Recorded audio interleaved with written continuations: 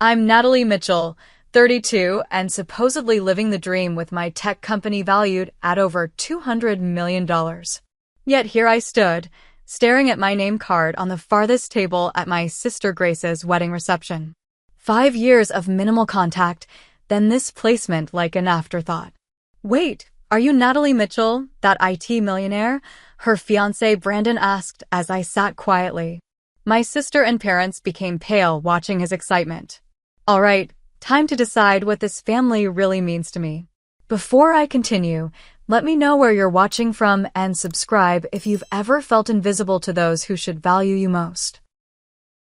Growing up in Portland, Oregon, my sister Grace and I were born just 2 years apart. I still remember the yellow bedroom we shared, with butterfly stickers on the ceiling and a bookshelf dividing our sides. Grace, being younger, would often crawl into my bed during thunderstorms, and I'd tell her stories about brave princesses who saved themselves.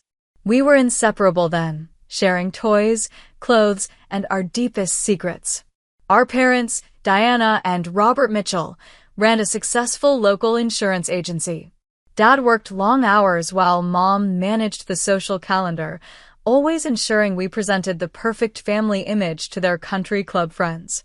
From early on, it became clear that Grace possessed qualities my parents valued: conventional beauty, social grace, and an eagerness to please. With her golden blonde hair, bright blue eyes, and naturally outgoing personality, she embodied everything they hoped for in a daughter. I was different. Quieter, more analytical, with dark brown hair and a preference for books over parties. By middle school, the contrasts between us became more pronounced. While Grace joined cheerleading and made friends effortlessly, I gravitated toward the computer lab where I could build websites and program simple games. "Why can't you be more like your sister?" became a refrain I heard so often it felt like background music to my adolescence. When Grace won Homecoming Queen, my parents threw a party. When I won the state science competition, they simply nodded and asked if I'd considered joining a sports team. High school only widened the divide. Grace was crowned prom queen and dated the football captain, while I served as president of the computer club and spent weekends building my first app. My parents attended every one of Grace's cheerleading competitions, but missed my technology showcase, where I presented software that caught the attention of a MIT recruiter. When college acceptance letters arrived, I received a full scholarship to MIT for computer science. Rather than celebrating, my mother sighed, "Boston is so far away." At least Grace is staying close to home at Portland State. The day I left for college, my father's parting words were, "Don't get too caught up in all that computer stuff. You'll need to focus on finding a good husband too." At MIT, I thrived. For the first time, I was surrounded by people who understood my passion for technology. The challenges were immense. Being one of few women in my program meant constant battles for respect. Male classmates assumed I needed help with coding assignments. Professors sometimes directed questions to the men around me. But I persisted, graduating with honors and multiple job offers. Instead of accepting corporate positions, I took a risk. In my tiny apartment, I developed security software that protected against a new type of cyber threat. Working 18-hour days, living on ramen and coffee, I created SecureSync, a program that would eventually revolutionize data protection. My first major contract came unexpectedly. After a major bank experienced a devastating hack, they took a chance on my solution when larger companies failed them. The success was immediate. My software stopped threats their expensive systems missed. Within months, I had contracts with 3 more financial institutions. The next 5 years brought explosive growth. SecureSync expanded from just me to a team of 45 employees.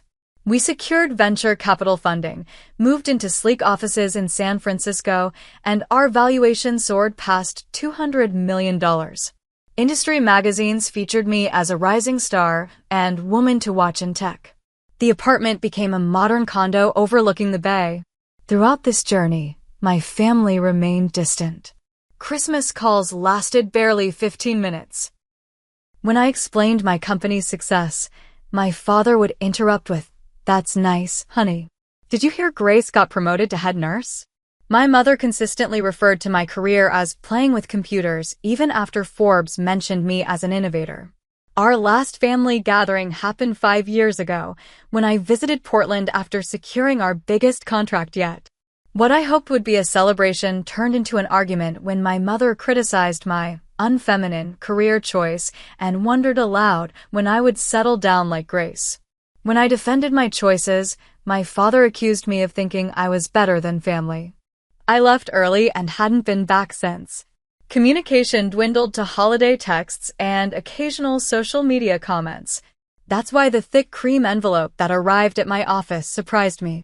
Inside was an elegant invitation to Grace's wedding to Brandon Harris, son of a prominent local businessman.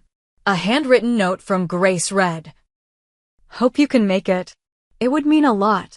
Despite everything, hope flickered. Perhaps my success had finally earned their respect. Maybe this wedding could be a fresh start. After consulting my calendar with my assistant, I RSVP'd yes and arranged a weekend away from the company.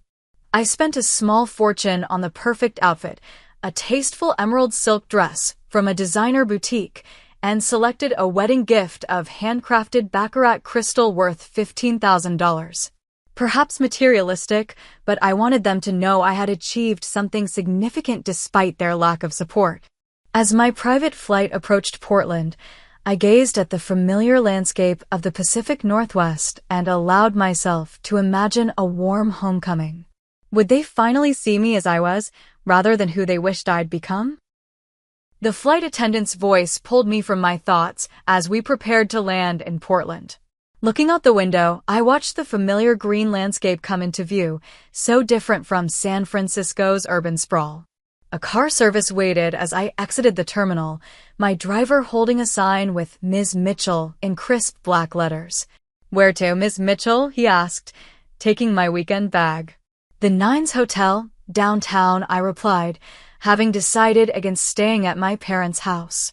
The boundary seemed necessary for my mental health. As we drove through the city, I found myself pointing out landmarks from my childhood, the library where I'd spent countless weekends, the ice cream shop where Grace and I celebrated report cards, the park where we'd chase each other around the playground. They remained unchanged while everything else had shifted. Checking into my suite at the hotel, I placed my dress carefully in the closet and set the expensively wrapped wedding gift on the desk. My phone buzzed with a text from Grace. "Glad you could make it. Super busy with preparations, but see you at the house tomorrow." The brevity stung a little. 5 years apart, and that was all she had to say? I texted back a simple "looking forward to it" and ordered room service instead of venturing out. That night, I rehearsed calm responses to potential comments about my work, my appearance, my relationship status. Sleep came fitfully. The next morning, I took extra care with my appearance for the pre-wedding family gathering. My hair fell in perfect waves, my makeup subtle but flawless. The navy blue sundress I chose was sophisticated without being showy. After a final glance in the mirror, I called for the car and clutched the small bag containing thoughtful gifts for my parents and Grace. The family home looked exactly as I remembered, colonial style with white trim and my mother's immaculate garden surrounding the porch. Several cars already lined the driveway as I pulled up. Taking a deep breath, I walked to the door and knocked, feeling strangely like a visitor rather than family. My mother answered, her expression momentarily blank before recognition set in. "Natalie, you're here." Her hug felt stiff, perfunctory. "Come in, everyone's in the backyard." She looked me up and down with a critical eye. "You look, well, have you lost weight? Your face seems thinner." Before I could respond, she continued, "Grace is with her bridesmaids. They've been such a help with everything." Walking through the house felt like navigating a museum of a life I no longer belonged to.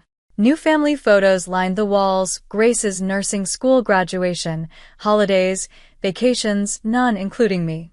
It was as if I'd been carefully edited out of the family narrative. In the backyard, relatives clustered in conversation groups.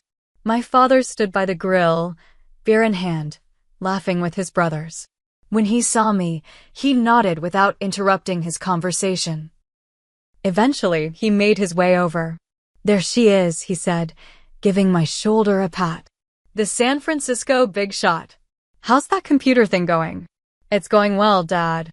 We just closed our Series C funding round." His eyes glazed over. "That right? Well, good for you. Say, have you met Brandon's father?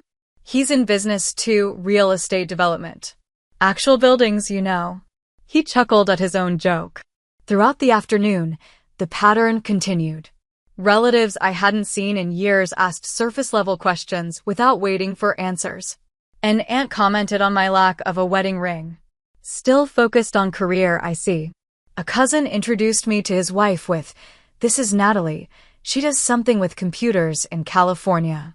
Grace remained surrounded by a protective circle of bridesmaids, 8 women in matching Bride Squad t-shirts who laughed too loudly at inside jokes.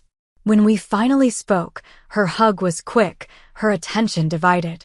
"You look great," I said, meaning it. She glowed with pre-wedding excitement. "Thanks. It's been crazy busy. Mom's been a lifesaver with the planning." She introduced me to several bridesmaids whose names blurred together.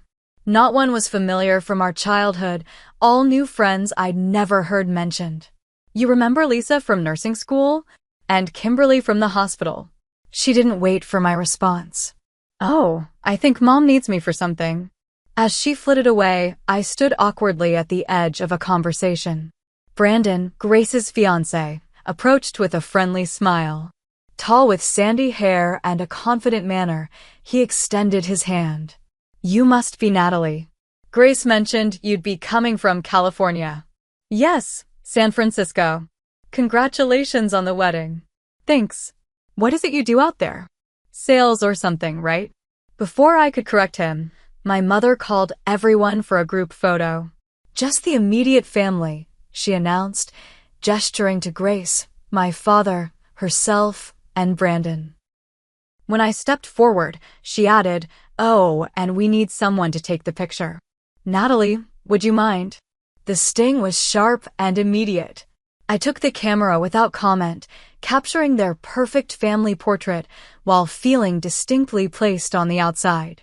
After several shots, I handed the camera back and made an excuse about getting a drink. Near the refreshment table, I overheard my mother speaking to an elderly relative.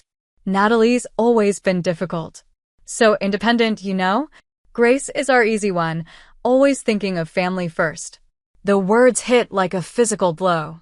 I set down my untouched drink and found a quiet corner to text my friend Rachel back in San Francisco. "Remind me why I came?" Her response was immediate, "Because you're stronger than they know. Text me updates. I'm here if you need an extraction plan." The gathering continued for another hour before I claimed an early flight the next morning as an excuse to leave. No one protested or asked me to stay longer. In the Uber back to my hotel, I finally allowed the tears I'd been fighting all afternoon. The driver kindly pretended not to notice, turning up the radio to give me privacy. Back in my hotel room, I kicked off my shoes and called Rachel. "That bad?" she asked after I recounted the afternoon. "Worse. It's like I don't exist except as an inconvenience. I'm not even in their family photos." "Their loss," Rachel said firmly. "Remember who you are, Nat. The woman who built something extraordinary from nothing. The one who never gave up." After we hung up, I ordered a glass of wine from room service and stood looking out at the Portland skyline. Tomorrow would be the rehearsal dinner, then the wedding itself. I made a decision. I would get through this weekend with dignity. Not for them, but for myself. The rehearsal dinner was held at Riverside, one of Portland's most exclusive restaurants. Floor-to-ceiling windows offered spectacular views of the Willamette River, and crystal chandeliers cast a warm glow over tables dressed in white linen. I arrived precisely on time, wearing a burgundy cocktail dress that had earned compliments from the fashion editor of Vogue at a charity event last month. The hostess consulted her list. "Mitchell party? Ah, yes, you'll be at table 7. She led me through the main dining area past tables 1 through 6, each filling with family members and close friends, to a small table near the kitchen entrance. Table 7 held place cards for Mitchell extended family, a distant elderly and, I barely remembered, 2 second cousins and their spouses, and me. "Can I get you something from the bar?" the hostess asked, perhaps noticing my expression. "Scotch. Neat."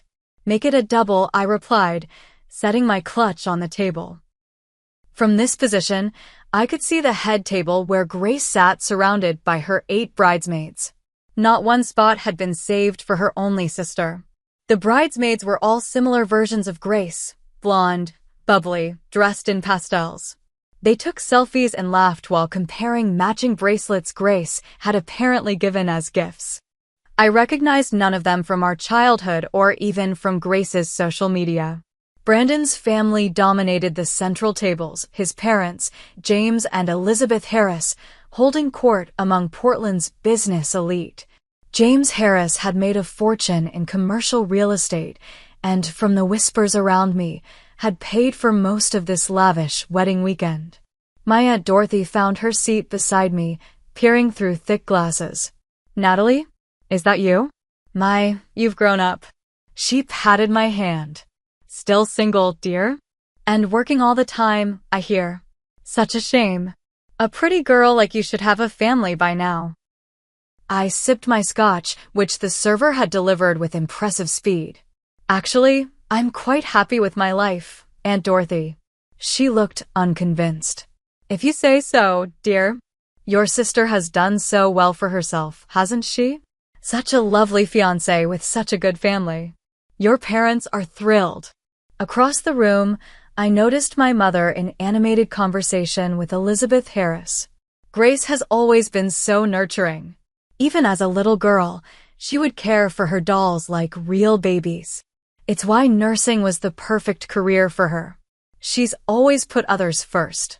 Not once did I hear my mother mention my name or achievements throughout the evening, despite opportunities when guests asked about her children. During the cocktail hour, James Harris approached me, champagne in hand. "You're Grace's sister, correct? From California?" "Yes, San Francisco. I run a technology company there." "Is that so? Like social media or websites?" "My secretary's son does something with computers too." I smiled tightly. "Cybersecurity, actually. We develop enterprise-level protection systems for financial institutions and government agencies." His eyes glazed over. "Interesting hobby. So, what do you do for actual work?" Before I could respond, he was called away to greet another guest. I ordered a second scotch. Eventually, Grace made her way to my table, looking radiant in a white cocktail dress with bride spelled in rhinestones on the shoulder. "You made it," she said, giving me a quick hug that barely made contact. "Wouldn't miss it. Everything looks beautiful." She glanced around distractedly. "Thanks. It's been so stressful planning everything. Mom's been amazing, though." "I noticed I'm not seated with the family," I said, trying to keep my tone neutral. Grace had the decency to look slightly embarrassed. "Oh, that. Well, seating was complicated with Brandon's large family." "You should have told me if you wanted to be a bridesmaid. I assumed with your busy work schedule." "You never asked," I pointed out quietly. "Well, it's all set now." "Oh, I see Brandon's grandmother just arrived. I should go say hello." She squeezed my arm. "Thanks for being here, sis." As she walked away, I felt a presence beside me. Brandon's best man, Tyler, leaned against a nearby pillar.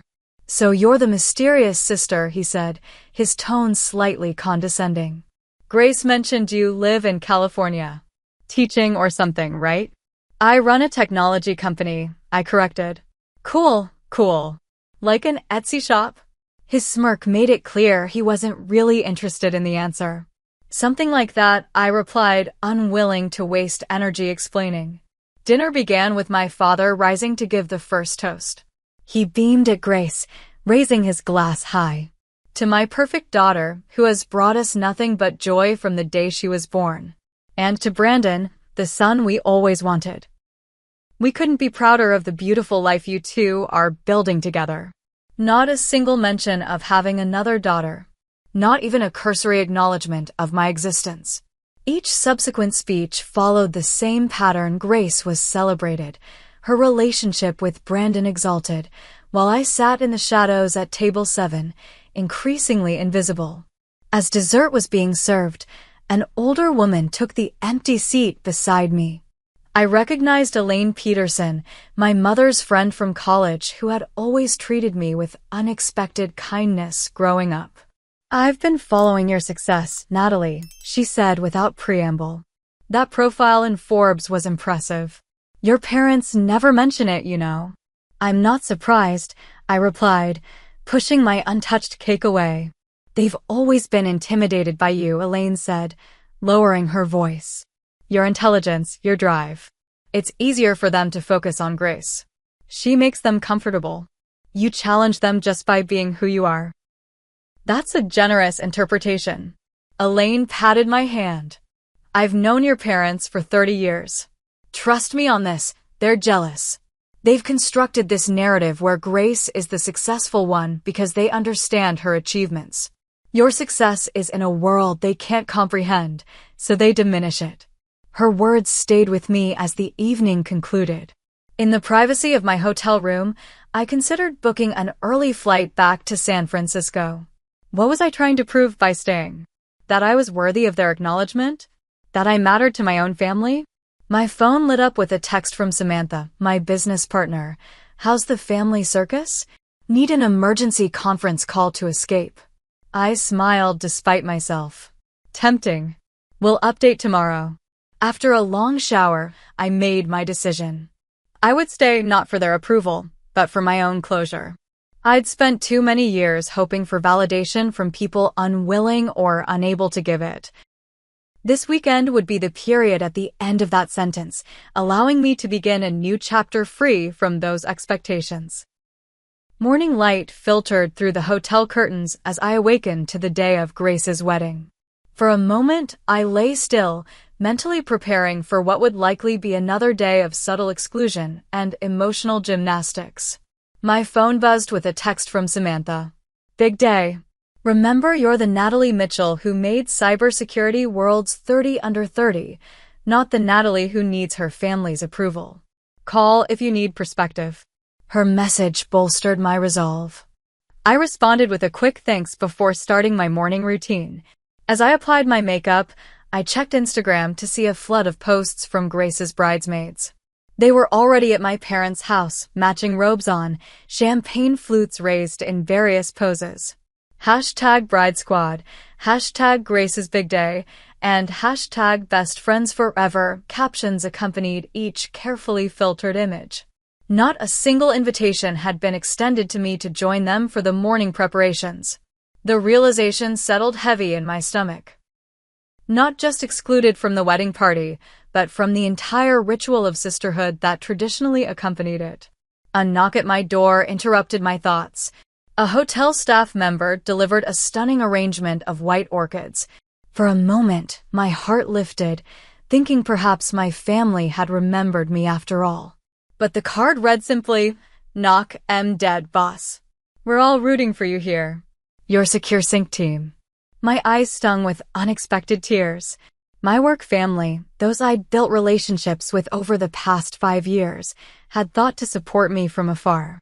Meanwhile, my own mother hadn't even texted to check if I was awake or needed anything for the day. As if summoned by my thoughts, my phone rang with my mother's name on the screen. "Natalie, are you up? The ceremony starts at 3, but family needs to be at the church by 1 for photos." "Good morning to you too, Mom." "Yes, I'm awake. You're making an effort with your appearance, right?" "These will be permanent photos. I've arranged for the church's cry room to be available if you want to change there." Her tone carried its familiar critical edge. "My hotel room is fine, thanks. And yes, I'll be presentable." I bit back the urge to mention that my appearance had been deemed worthy of a spread in Vanity Fair last year. "Good. And please don't be late. Grace is very stressed, and we don't need any complications." After she hung up, I finished getting ready, taking extra care with my hair and makeup. The emerald silk dress I'd chosen was elegant without being flashy. I had no intention of upstaging the bride, but refused to diminish myself either. The 4-carat diamond earrings I wore, a gift to myself after closing our biggest contract, would be my subtle reminder of what I'd accomplished on my own. At 11:30, I arrived at my parents' house. Cars lined the street, and the sounds of laughter and music spilled from inside. The front door was unlocked, so I entered without knocking. The living room had been transformed into a bridal preparation zone. Makeup artists, hairstylists, and photographers moved among the bridesmaids, who were now dressed in matching lavender gowns. Grace sat in the center, a mimosa in hand, looking beautiful in a silk robe with bride embroidered across the back. No one noticed me for several minutes as I stood in the doorway, gift bag in hand. Finally, my mother emerged from the kitchen, stopping short when she saw me. "Natalie, you're early." She glanced at my completed hair and makeup. "We have professionals here if you need touch-ups." "I'm fine, thanks." "I brought something for Grace." I held up the bag containing a vintage sapphire hairpin I'd found at an antique shop in San Francisco, something blue, for the wedding tradition. "She's very busy right now with photos. Just leave it on the side table." My mother gestured dismissively before turning to the photographer. "Can we get some shots of Grace with her bridesmaids on the staircase?" I placed the gift on the table and found an unoccupied corner from which to observe. The scene was like watching a play where everyone knew their role except me. My father appeared briefly, freshly showered and dressed in his tuxedo pants and undershirt, grabbing a bottle of water before retreating to his den. He nodded in my direction but didn't approach. The bridesmaids formed a protective circle around Grace, touching up her makeup, adjusting her hair, filling her glass. Their conversations revolved around inside jokes and shared memories I wasn't part of. I heard one blonde bridesmaid say, "Remember that crazy weekend in Cabo last year?" followed by conspiratorial laughter. Last year, when I'd texted Grace on her birthday and received a 2-word response 2 days later. "Everybody gather for the pre-ceremony prayer," my mother announced, herding the bridal party into a circle in the center of the room. I moved to join them, but before I could step forward, the circle closed, hands joined, heads bowed. I stood awkwardly outside the circle, invisible once again. The prayer included thanks for bringing Brandon into our family and blessings for Grace and Brandon's beautiful future together. My mother ended with, "We're so thankful for everyone who made the effort to be here for Grace's special day." As the circle broke, Grace spotted me for the first time. "Natalie, when did you get here?" She came over, careful not to wrinkle her robe. "About 20 minutes ago," I replied, hugging her gently. "You look beautiful." "Thanks." She looked around nervously. "Everything's been so chaotic." "Did Mom tell you about the photo schedule?" "Just that family should be at the church by 1. Grace nodded, then lowered her voice. "Can I ask you something? It's awkward, but..." She bit her lip. "Brandon and I were hoping to upgrade our honeymoon, but with the wedding costs. I know your company is doing well." The request landed like a slap. After 5 years of minimal contact, after being excluded from the bridal party and preparations, my sister's first private conversation with me was to ask for money. I maintained my composure. "What did you have in mind?" "We were thinking of extending to 2 weeks and adding Bora Bora. Probably around 30,000. Her expression was hopeful, expectant. "I'll transfer it this afternoon," I heard myself say, wondering why I still sought approval through financial means. "You're the best." She hugged me quickly. "I should get back to the girls. We have this whole photo sequence planned before we leave for the church." I nodded, watching her return to her bridal circle. A memory surfaced of us as children, playing wedding in the backyard. I was 7, Grace 5. We had taken turns being the bride, using a white sheet as a veil. "When I get married for real," little Grace had declared, "you'll be right next to me the whole day." 25 years later, I couldn't have been more separate from her experience if I'd watched it on television. I arrived at the church early, hoping to find a way to be useful. The colonial-style building was decorated with lavender and white flowers, ribbons adorning each pew. A coordinator with a clipboard intercepted me in the foyer. "Are you with the bride or groom?" "Bride. I'm her sister." She consulted her list. "Mitchell. Oh, family. The family room is down the hall to the right, but I think they're still doing bride and bridesmaid photos in there. Is there anything I can help with?" I offered. The coordinator smiled politely. "Everything's handled, thanks." The wedding planner has a team of 6 managing all details. With nowhere to go and nothing to do, I found a quiet corner in the church library and pulled out my phone. Work emails provided a welcome distraction. A security issue in our London office, a potential new client in Singapore, a question about our upcoming product launch. These problems I could solve. These relationships made sense. For 45 minutes, I immersed myself in work until the coordinator appeared again. "We're seating family now for the ceremony, if you'd like to follow me." I put away my phone and followed her into the sanctuary, expecting to be directed to the front rows reserved for immediate family. Instead, she led me to the 8th row from the front. "This is for immediate family," I said, confused. "I have you listed in row 8, she replied, checking her clipboard again. "The first 4 rows are for parents, grandparents, and Brandon's extended family. Rows 5 through 7 are for the bridal party's families." So, even in seating, I ranked below the families of Grace's friends. I took my place in row 8, watching as relatives and friends received preferential placement. My parents entered and were escorted to the front row without glancing in my direction. The church filled quickly, excitement building as the string quartet began playing classical arrangements. And then, suddenly, the wedding march began. All rose as the doors opened. My father appeared with Grace on his arm, her white gown cascading behind her, veil framing her radiant face. For a moment, all the hurt fell away as I remembered the little sister who had crawled into my bed during thunderstorms. She looked truly happy, and despite everything, that mattered to me. The ceremony proceeded beautifully. Brandon's voice broke with emotion during his vows. Grace's smile never wavered. When they were pronounced husband and wife, genuine applause filled the church. I joined in, clapping for my sister's happiness while acknowledging the ache in my chest.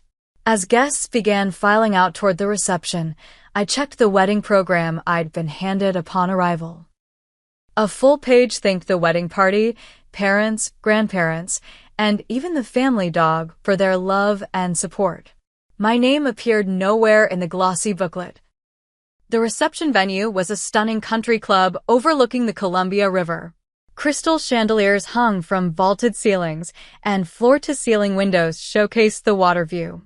White roses and lavender hydrangeas adorned every surface, complemented by flickering candles in silver holders. A string quartet played softly in the corner of the grand ballroom, while waiters circulated with champagne and hors d'oeuvres. I paused at the entrance, taking in the scene. At least 200 guests mingled in cocktail attire, many familiar faces from my childhood now matured with time. Near the bar, I spotted my father's business associates.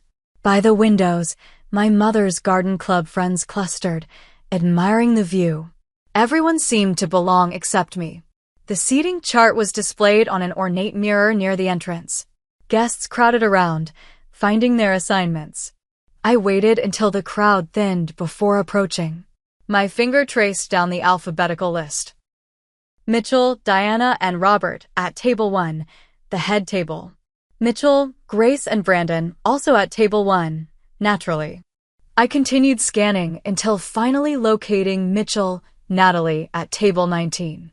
Following the numbered tables, I walked past the center of the room, past the dance floor, past tables filled with extended family, past college friends, work colleagues, and neighbors, until I reached table 19 in the far corner of the ballroom, partially obscured by a decorative pillar and closest to the kitchen doors. My table companions were already seated. Aunt Dorothy from the rehearsal dinner, her hard-of-hearing husband Uncle Walter, two elderly cousins of my grandmother who I'd met perhaps once before, and three single people approximately my age who turned out to be former classmates of Grace, whom she felt bad not inviting. The table was so far removed from the main action that we could barely see the head table. "Quite a shindig," Uncle Walter practically shouted, his hearing aid whistling slightly. "Reminds me of my cousin Mabel's wedding back in '62. Though that was in a VFW hall." I nodded politely, accepting a glass of champagne from a passing waiter. The distance from the main tables felt pointed, intentional, a physical manifestation of my place in the family hierarchy. Dinner was served with military precision: salad, soup, palate cleanser, entree. I made appropriate conversation with my table mates, answering the inevitable questions about my job and life in San Francisco with practiced brevity. No one at table 19 seemed particularly interested in technology or startups, so I asked about their lives instead, grateful for the distraction. As the entrees were being cleared, a movement caught my eye. Brandon, the groom himself, was making his way toward our table. He stopped to chat with guests at several tables along the way, shaking hands and accepting congratulations. When he finally reached table 19, he looked slightly flushed from champagne, but genuinely happy. "I wanted to make sure I greeted everyone," he explained, shaking hands with Uncle Walter and nodding to the others. When he reached me, he extended his hand with a warm smile. "Thank you for coming. Grace mentioned you flew in from California." "San Francisco, yes. Congratulations on the beautiful wedding." "Thanks. What do you do out there?" "Grace hasn't told me much about you, I'm afraid." The comment stung, but I kept my expression neutral. "I run a cybersecurity company called SecureSync. We develop protection systems for financial institutions and government agencies." Brandon's eyes widened slightly. "Wait, SecureSync? The one that stopped the central bank attack last year?" I nodded, surprised by his recognition. "Hold on," he said, his expression changing from polite interest to genuine excitement. "Are you Natalie Mitchell? That Natalie Mitchell? The IT millionaire who was in Forbes?" The table fell silent. From the corner of my eye, I could see my parents and Grace at the head table, suddenly alert to the animated conversation happening at the forgotten table 19. I admitted quietly. Brandon's face lit up. "This is incredible. I just finished reading that case study about your security protocol in my MBA program. Your predictive threat identification algorithm is revolutionary." I can't believe Grace never mentioned her sister is the Natalie Mitchell. By now, several guests at nearby tables had turned to listen. I noticed my mother whispering urgently to my father, both looking alarmed. Grace was half rising from her seat, her expression a mix of confusion and concern. "You've created one of the fastest-growing tech companies in the country," Brandon continued, oblivious to the attention. "Didn't you just secure that contract with the Federal Reserve? That's got to be worth hundreds of millions." Before I could respond, my parents and Grace materialized beside our table. My mother's smile looked painfully forced. "Brandon, darling, they're about to serve the cake. We should get ready for the cutting ceremony," she said, placing a hand on his arm. "Did you know about Natalie's company?" Brandon asked them, still enthusiastic. "I've been studying her business model in my entrepreneurship class." My father cleared his throat awkwardly. "Of course we know about Natalie's computer business." "Computer business?" Brandon laughed. "She's revolutionizing the entire cybersecurity industry. My professor says she'll be a billionaire within 5 years if the company keeps its current growth trajectory." Grace's expression shifted from concern to calculation so quickly I almost missed it. She linked her arm through mine in a show of sudden sisterly affection. "We're so proud of Natalie," she said, as if we'd been close all along. "I can't believe she's come all this way for our special day, as busy as she is." My mother jumped in, her social graces taking over. "We should introduce you to some of our other guests, Natalie. James Harris was just asking about you." Brandon's father, who had dismissed me at the rehearsal dinner, was now making his way toward our table, champagne glass in hand. Natalie, I didn't realize you were the founder of Secure Sync. We should talk. I have some business associates who would be very interested in meeting you. Within minutes, my exile at table 19 was forgotten as I found myself surrounded by suddenly interested relatives and friends of the family. My mother guided me from group to group, her arm linked through mine as if we'd always been the closest of confidants. This is my daughter Natalie, she introduced me repeatedly. The entrepreneur I was telling you about. I caught her eye during one such introduction. Funny, I don't recall you mentioning my company before today. She laughed as if I'd made a joke, squeezing my arm with uncomfortable pressure. As we approached the Harris family, my father joined us, his hand on my shoulder. Always knew she had a good head for business, he told Brandon's father. Gets that from my side of the family. The transformation was so dramatic it would have been comical if it weren't so painful. For years, my achievements had been downplayed, ignored, or dismissed. Now, suddenly, I was the golden child to be paraded before wedding guests who might be useful connections. Grace pulled me aside during a brief lull, her smile tight. Why didn't you tell me your company had gotten so big? I knew you were doing well, but not Forbes level well. You never asked, I replied simply. Not once in 5 years. She had the grace to look momentarily ashamed before her expression brightened. Listen, they're about to call for speeches. Would you mind saying a few words? Maybe mention Secure Sync? Brandon's family has tons of connections in the business world. And there it was, the real reason for the sudden interest. Not pride in my accomplishments or regret for years of exclusion, but an opportunity to leverage my success for their benefit. Something shifted inside me, a final thread breaking. I excused myself to the restroom, needing a moment alone to collect my thoughts. In the elegant powder room, I stared at my reflection, the successful woman I'd become despite, not because of, my family's support. The realization was simultaneously painful and freeing. They would never truly see me, only what I could do for them. My value to them was entirely transactional, and that was a transaction I no longer needed to participate in. In the quiet sanctuary of the bathroom, I took several deep breaths and reapplied my lipstick. The woman in the mirror looked composed, successful, and suddenly very clear about what needed to happen next. I wasn't going to cause a scene at my sister's wedding. That would only reinforce their narrative about me being difficult. But I would no longer participate in the charade that we were a loving, supportive family.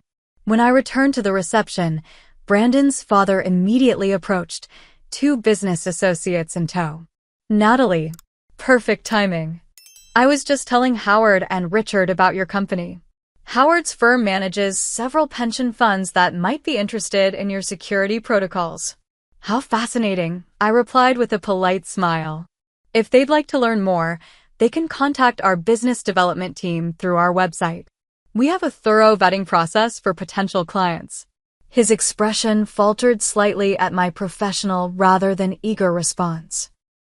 Before he could recover, my mother appeared at my elbow. There you are. Several people have been asking about you. Did you know Elizabeth's brother is a venture capitalist? He's very interested in speaking with you. Mom, I said quietly but firmly, can we speak privately for a moment?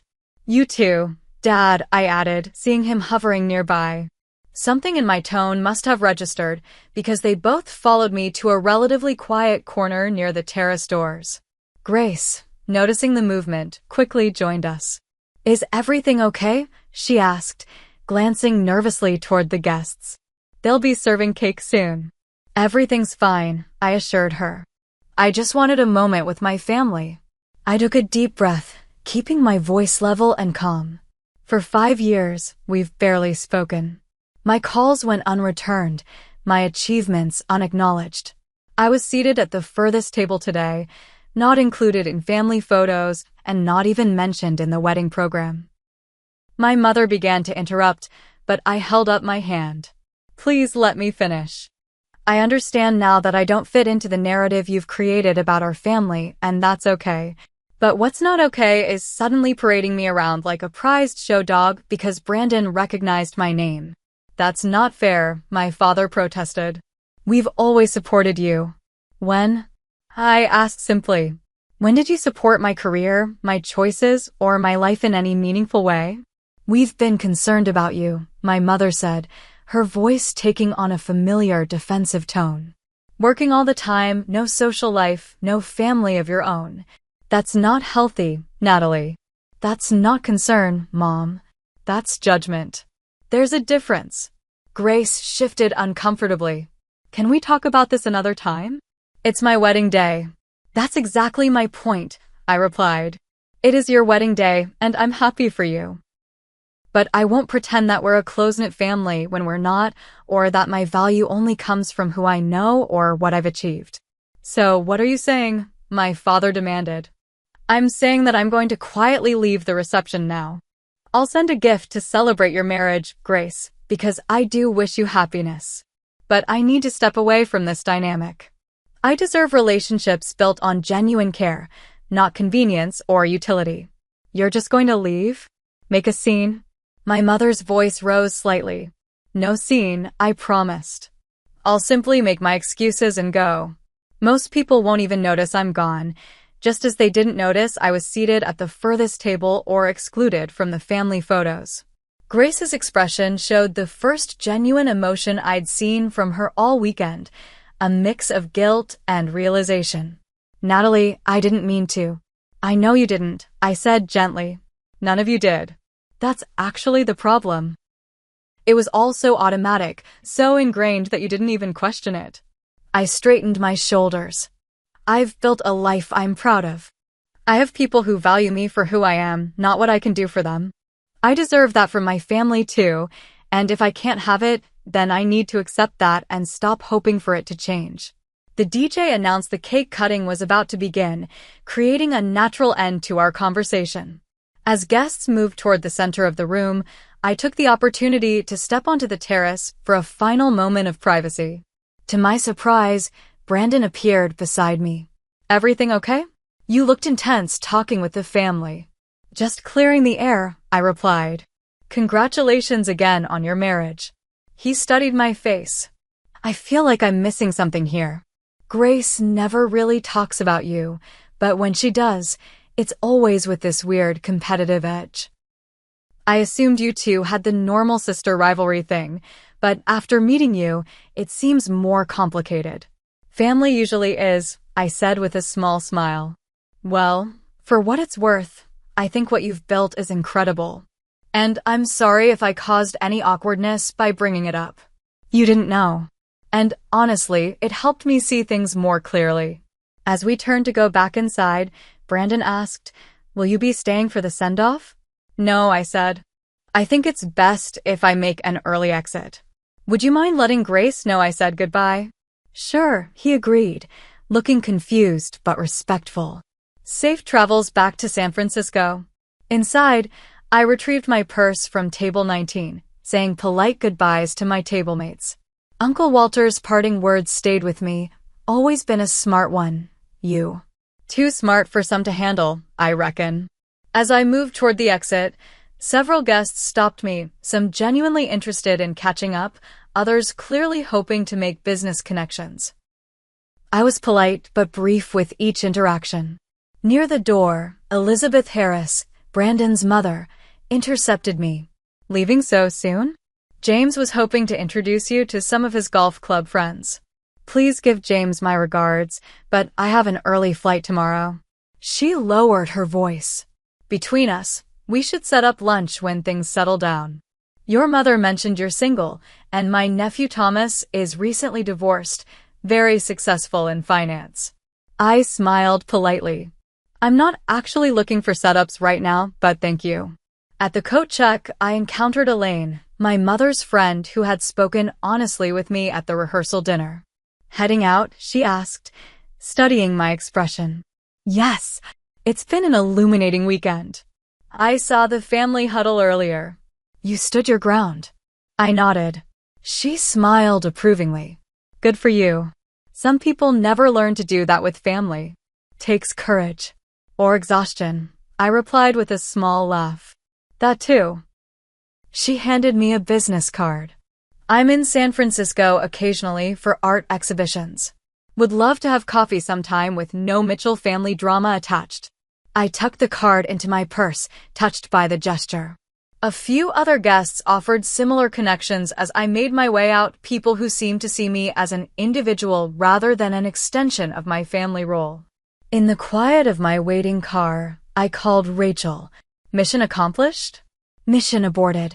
Actually, I replied, feeling lighter than I had all weekend. I'm heading back to the hotel. Early flight tomorrow. That bad? Actually, that good, I said, watching the lights of the country club recede in the distance. I finally stopped trying to be part of a narrative that doesn't have room for the real me. About damn time, Rachel said with approval. I'll have champagne waiting when you land tomorrow. As we drove through the Portland night, I felt a curious mix of sadness and liberation. The family I had longed to be accepted by might never truly see me, but for the first time, I fully saw myself, and that was ultimately worth much more. The plane touched down at San Francisco International Airport under clear blue skies. As we taxied to the gate, I powered up my phone to find 17 text messages and 5 missed calls, 3 from Grace, 2 from my mother, and none from my father. I scrolled through them quickly. Where did you go? Grace. People were asking about you. Mother. Call me when you get this. Mother. Brandon's father wanted to discuss a potential investment. Mother. Did something happen? Brandon said you seemed upset. Grace. I put the phone away without responding. The pattern was clear, concern not for my feelings, but for the missed networking opportunities and social awkwardness my departure might have caused. Rachel waited beyond security, true to her word with a small cooler bag. Champagne as promised, though we might want to wait until we're at your place to pop it. The familiar drive along the bay to my condo provided time to decompress, sharing the weekend's events with someone who actually listened. Rachel's indignation on my behalf felt like a bomb. So basically, they ignored you until they realized you might be useful, she summarized as we entered my building. Pretty much. The speed with which I transformed from embarrassing relative to prized connection was almost impressive. My condo welcomed me back with floor-to-ceiling windows showcasing the San Francisco skyline.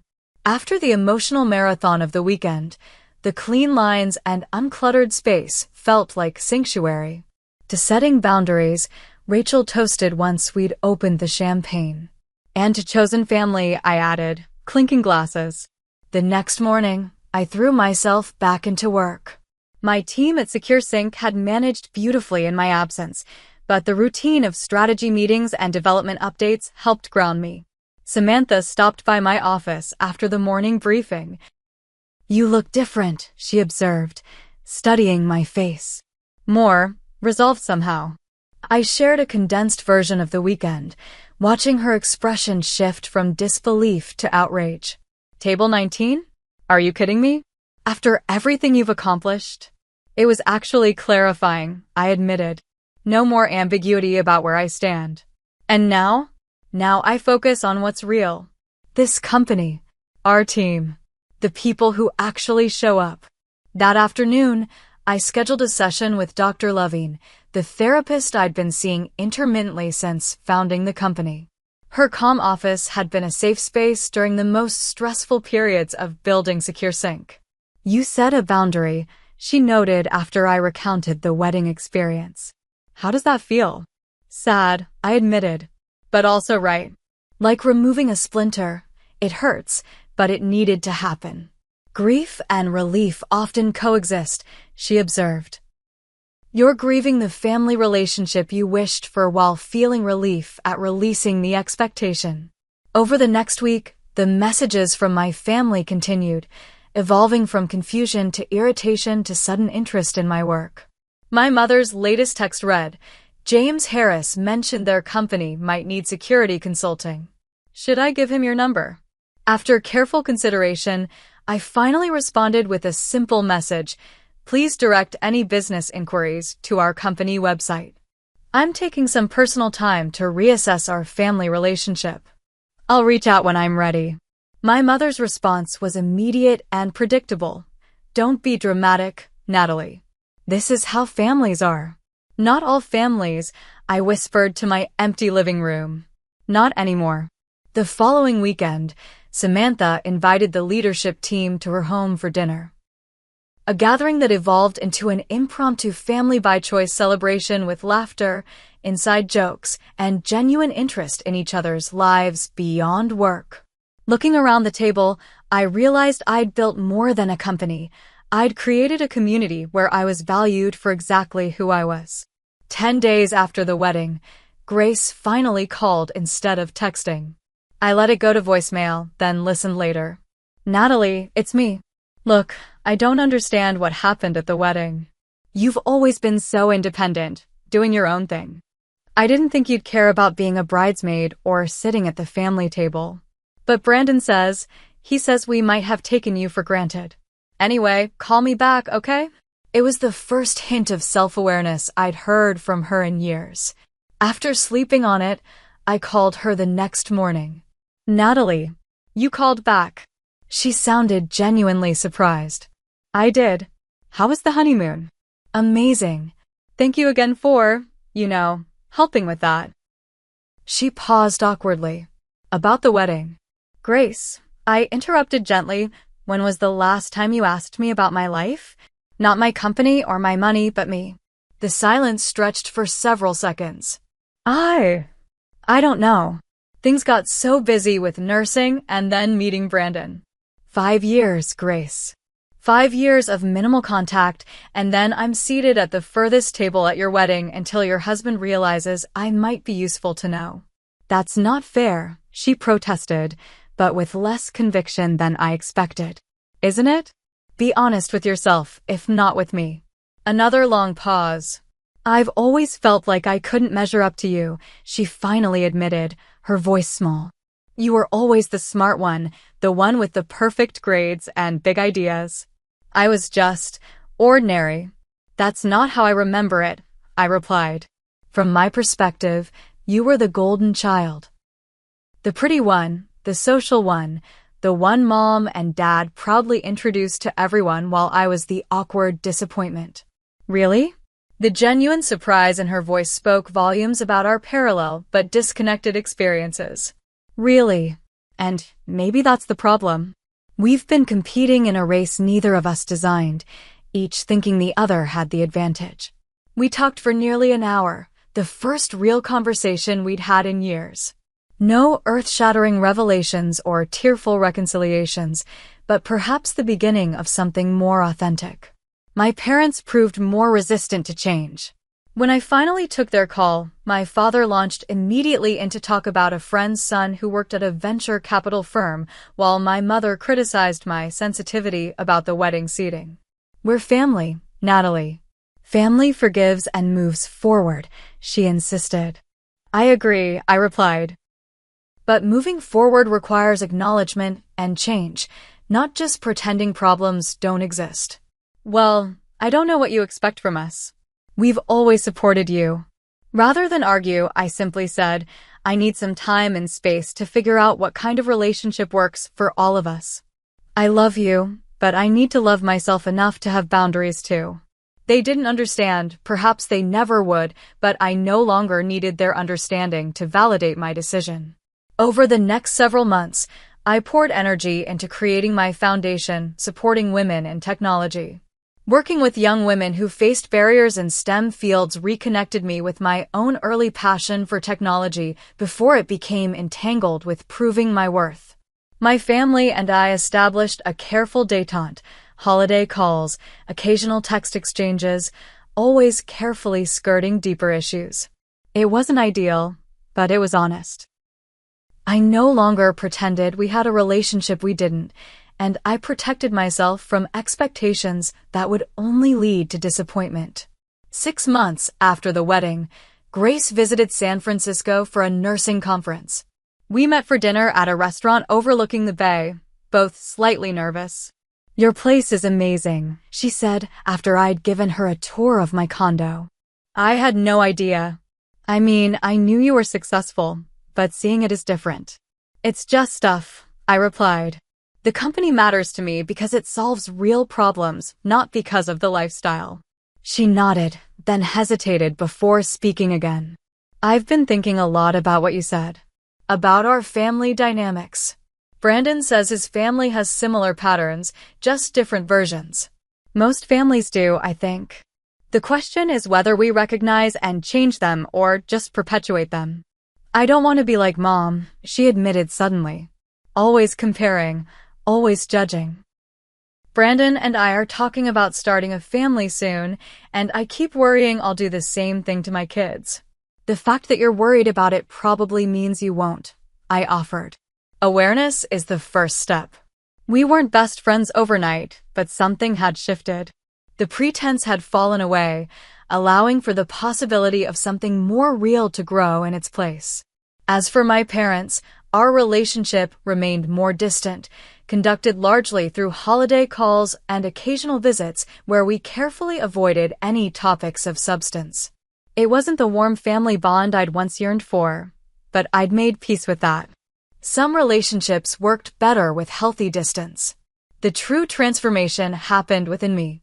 The little girl who had desperately sought approval finally understood that external validation would never fill an internal void. The success I'd built meant something because it aligned with my values and purpose, not because it impressed others. My therapist had asked once, "What would your life look like if you stopped trying to earn your family's approval?" The answer had emerged gradually. It looked like authentic connections, like work that mattered, like the freedom to define success on my own terms, like boundaries that protected my well-being, like chosen family who celebrated rather than diminished my strengths. It looked, in other words, exactly like the life I was now living. Standing on my balcony one evening, watching the sun set over the Golden Gate Bridge, I felt a profound sense of homecoming, not to a place, but to myself. The journey from Table 19 to self-acceptance had been painful but necessary, teaching me that sometimes the greatest act of love is releasing expectations of those who cannot meet them. This wasn't the end of my family story, merely the beginning of a new chapter where I held the pen, where I wrote my own definition of success and belonging, where I finally understood that taking my rightful seat at the table, any table, began with believing I deserved to be there. Has your family ever made you feel like an afterthought? Have you ever had to set boundaries with loved ones to protect your self-worth? Share your story in the comments. If this resonated with you, please hit the like button and subscribe for more authentic conversations about family dynamics and personal growth. Remember, sometimes the family we choose is as important as the family we're born into. Thank you for listening to my story, and may you always know your true worth is never determined by where others place you.